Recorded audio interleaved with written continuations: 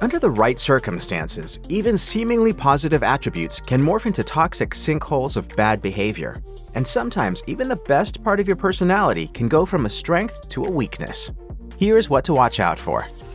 Determined, motivated, goal-oriented, driven. These are all qualities we brag about on job applications or resumes. However, there can be a dark side to intense ambition, and that dark side is ruthlessness. Left unchecked, ambition can turn into tunnel vision, an ends justify the means mentality that victimizes people around you. Your profit on a mere $6,000 investment would be upwards of $60,000. Depending on the circumstances, you might feel like relentlessness is necessary. Maybe you work in a cutthroat industry or you feel like no one else is watching your back. But if you spend all your time stepping on other people to reach your goals, you could be giving into a callousness that'll be hard to undo down the line. As Aristotle wrote, men's ambition and their desire to make money are among the most frequent causes of deliberate acts of injustice. The advisory. It's a fraud. There are no investments. I made them up. Worse yet, too much ambition can work against you. It can cause you to make risky decisions, damage your ability to work with a team, make you overly image conscious, and put you on the road to burnout. Ambitious people may also fall prey to ever-moving goalposts. As soon as you reach one goal, you're already looking forward to the next. Hyperfixating in this way makes it impossible to enjoy your success along the way, so it's vital to balance your ambition with moments of gratitude and contentment. They say that honesty is the best policy, and it's hard to find fault in that. I cannot tell a lie. Sugarcoating problems doesn't help solve them, and regularly lying to your friends, peers, and loved ones is never a good idea. But it's possible to go too far in the pursuit of transparency, namely when your honesty becomes needlessly hurtful. Like the new dress? Whatever it takes to focus off your head. Hey, Fletcher! Hey, you're not important enough to remember! When striving to be truthful, it's important to hold on to some basic manners and emotional intelligence. Otherwise, you aren't just being honest anymore. You're being blunt, insensitive, and maybe even cruel. There are ways to be honest without being insulting. After all, your concept of reality may not be objective. When you're speaking your truth, it's just that, your truth. Others may perceive things differently, so are you sure you're providing a factual opinion on the matter? Finally, let's be real. Brutal honesty isn't always good for relationships. You don't care, do you? But hundreds of thousands of people will care. Oh, wake up, Norma. You'd be killing yourself to an empty house. So how can you ensure that your honesty doesn't cross the line? Temper it with empathy. Don't just blurt out criticisms and expect a thank you. Instead, strive to tell your truths in a helpful, loving way, keeping the other person's feelings in mind. Modern life is busy and hectic, and being focused and detail-oriented can be a big advantage. Staying organized may help you manage your time better and even improve your decision-making. With all these perks, it may be difficult to see a downside. After all, who wants more chaos in their day-to-day? However, it's one thing to be methodical and another to let your routines rule your life.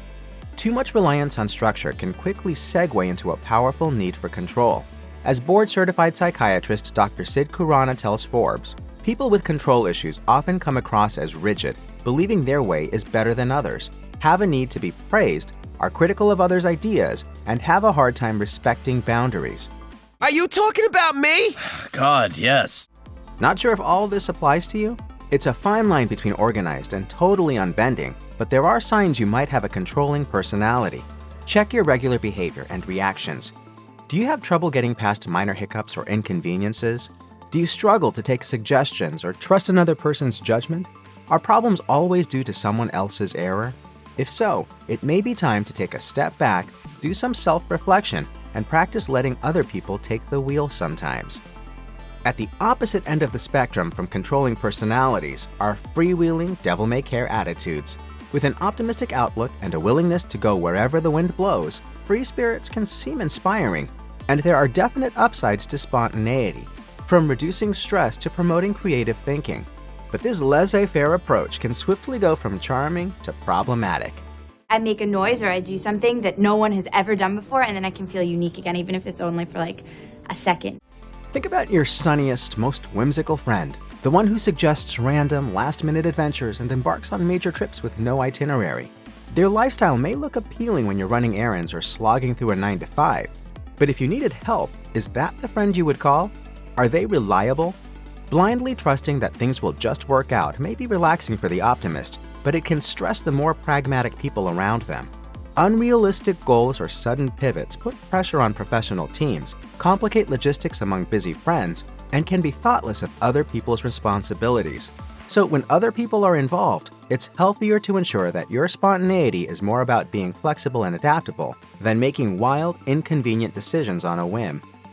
Managing our emotions is always a balancing act.